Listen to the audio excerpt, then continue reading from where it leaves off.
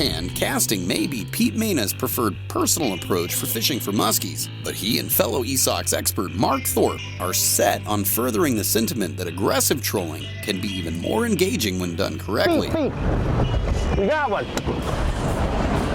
All the while, battling through just about every conceivable scenario in their pursuit for both capturing and gathering important data on the muskies that lurk in the depths of the St. Lawrence River Channel. One of the important things in this tagging project is to understand the dynamics of the population, understand the genetics of the population, and gender variables that exist. More males, more females, and the ratio between them both. While the details surrounding the total hard data tied to the species in the area are important for the future of the fishery, heightened success for fishing them in the now relies on some familiar principles. One of the best tips I can offer you is pay attention to those feeding windows. Sometimes those feeding windows will revolve around minors, majors that occur several times through the day. Other times it could be moonrise, moonset, sunrise, sunset. Little subtle changes such as wind increase, wind decrease. In spring, warming trends in the early morning sometimes can trigger fish activity. As fall progresses, cooling trends towards the evening may trigger fish. When you identify those key feeding windows, take full advantage of them, do your releases as quick as you can, and get back to work and try and catch another one.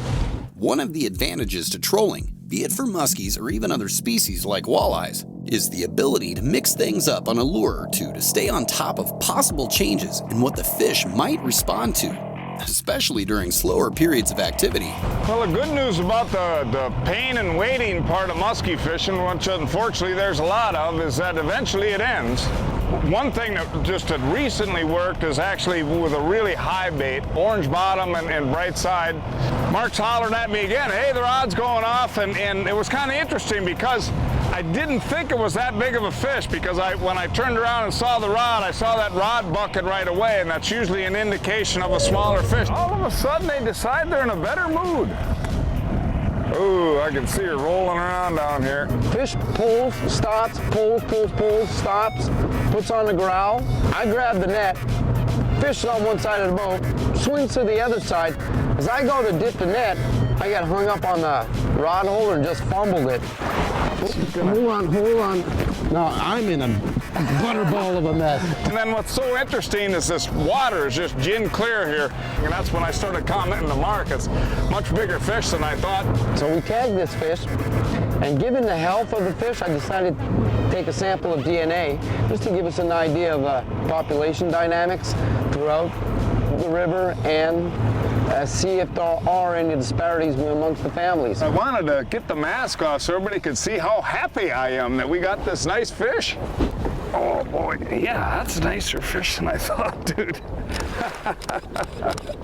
Wow, neato. Always loved the chompers. All right, I better get her in, guys. Whoa.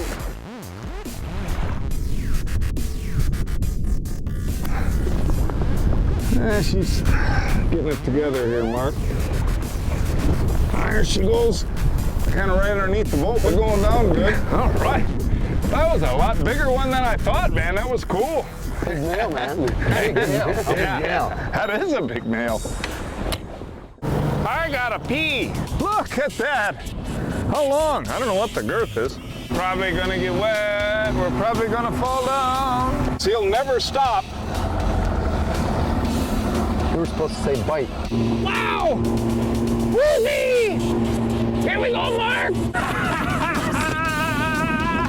Marc! It's awesome, thanks, man! The Next Bite would like to thank Marc Thorpe of Marc Thorpe's Guiding Service. Be ready to leave your smiles on shore and check out Marc online at marcthorpeguiding.com.